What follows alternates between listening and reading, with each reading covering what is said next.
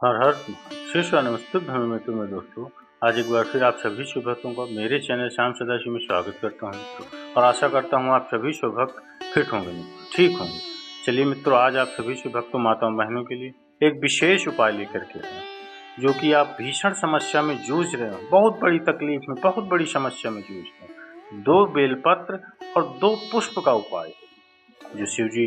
पर आप ये उपाय करेंगे तो आप किसी भी बड़ी से बड़ी समस्या में जूझ रहे होंगे, आपको दिक्कत बहुत बड़ी हो रही होगी, तो इससे आपको तुरंत निजात मिलेगा। आप ये उपाय अगर करते हैं तो आप तुरंत निजात पाते हैं। तो चलिए मित्र, ज़्यादा समय ना आपका लेते हुए चलते हैं सीधे वीडियो की तरफ। उमा महेश का पवित्र चरित्र कह रहा है मित्रों, उमा महेश का शिव महापुराण वर्णन कर रहा है मित्रों, पवित्र चरित्र वर्णन कर रहा है मित्रों। माताओं बहनों, कभी आपको लगे कि मेरे जीवन में बहुत संघर्ष का समय चल रहा है, बहुत तकलीफ का समय चल रहा है, बहुत कष्ट का समय चल रहा है, बहुत दुख का समय चल रहा है, बहुत कष्ट का समय चल रहा है, बहुत तकलीफ का समय चल रहा है, बहुत कष्ट का समय चल रहा है। जब आपको लगे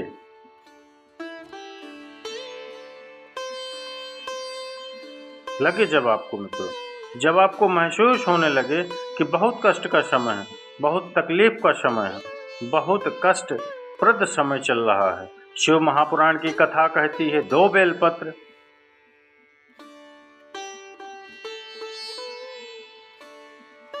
2 पुष्प,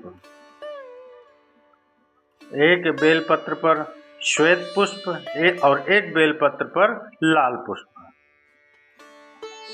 शंभु शरण घड़ी रे घड़ी, दुख काटो दया करिने दर्शन आपो। पार्वती जी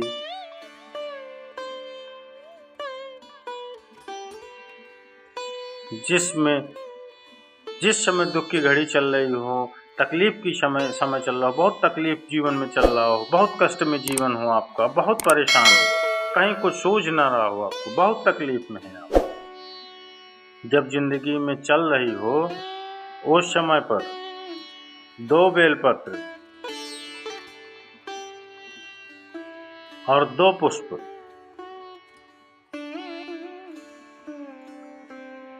बड़े ध्यान से मित्रों, 2 बेलपत्र और 2 पुष्प,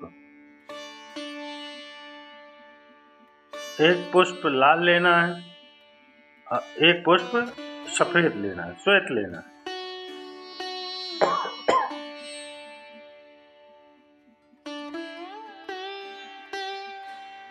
जो लाल पुष्प होगा ना, बेलपत्र है, उसको अशोक सुंदरी वाली जगह पर समर्पित करना है।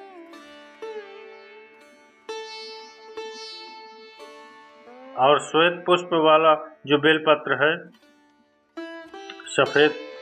पुष्प वाला जो बेलपत्र है, उसको भगवान शंकर का जो शिवलिंग है, भगवान शिव का जो शिवलिंग है, उस पर समर्पित करना है।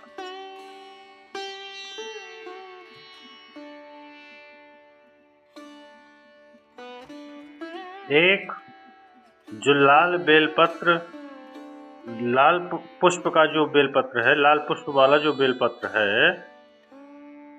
लाल पुष्प का जो बेलपत्र है, वो बेलपत्र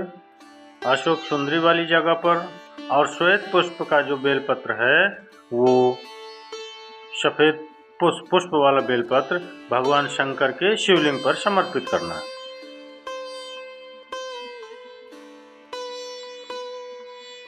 अपने दिल की कामना, अपने मन से बाबा से प्रार्थना कर, अपने हृदय से बाबा शिव को कहो, और दिल से देवाधिदेव महादेव को कहकर, दिल से, हृदय से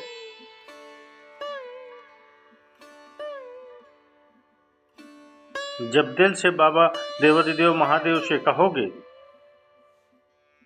हृदय से जब भगवान शंकर से प्रार्थना करोगे, तो देवाधिदेव महादेव सुनेंगे जरूर। शिव महापुराण की कथा कहती है कि विषम परिस्थिति,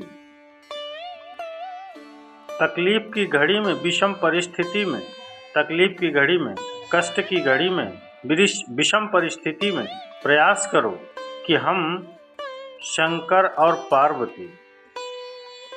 शिव और पार्वती को पुकारें। विषम परिस्थिति में हम भगवान शंकर और पार्वती जी का स्मरण करें। विषम परिस्थिति में हम देवाधिदेव महादेव और माता पार्वती का स्मरण करें। कई लोग कहते हैं कि महाराज हम शिव जी को जल चढ़ाते हैं और देवाधिदेव महादेव को जल चढ़ाते हैं, तो क्या पार्वती जी को भी जल चढ़ाने जाना पड़ेगा क्या? पार्वती जी को जल चढ़ाने जाना है? तो शिव महापुराण की कथा कहती है, आप अगर हृदय रखकर, जरा ध्यान देंगे मित्रों, आप हृदय से शिवलिंग और आप हृदय रखकर जब देवाधिदेव महादेव को जल चढ़ाते हैं, शंकर जी को जल चढ़ाते हैं, वहीं जल चढ़ाते चढ़ाते आप अशोक सुंदरी वाली जगह अर्थात माता पार्वती जी का हस्त कमल और माता अशोक सुंदरी वाली जगह पर भी आप जल की थोड़ी सी धार भी लगा देते हैं, तो वो जल शंकर और पार्वती दोनों को समर्पित हो जाता है। वैसे तो शिव महापुराण की कथा ये कहती है कि केवल एक देवाधिदेव महादेव को जल चढ़ा देने से,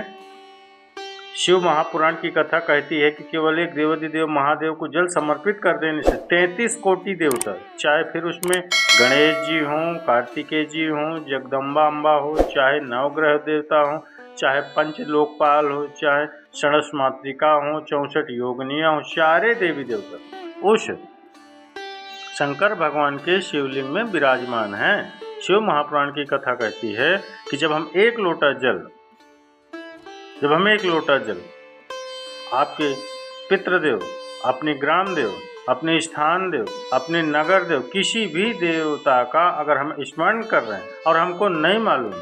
कि हमारा कुल देवता कौन है, हमें नहीं मालूम कि हमारी कौन कुल देवी हैं, हमें नहीं मालूम कि हमारे पितृ कौन हैं, हमें नहीं मालूम कि हमारे स्थान देवता कौन है, हमें नहीं मालूम कि हमारे खेड़े के देवता कौन से हैं, तो शिव महापुराण की कथा कहती है कि एक लोटा जल जब हम देवाधिदेव महादेव को समर्पित करते हैं तो सारे देवताओं को वो जल प्राप्त हो जाता है और सारे देवता मिलकर के हमारा कल्याण कर देते हैं। शिव कथा कह रही है, भगवान देवाधिदेव का महाराज का चरित्र कह रहा है, देवाधिदेव का चरित्र कह रहा है, भोले बाबा का चरित्र कह रहा है। शिव महापुराण की कथा कह रही कि जब भी हम देवाधिदेव महादेव की चौखट पर पहुँचे, जब भी हम शिव महापुराण की कथा को श्रवण करने के लिए पहुँचे, जब भी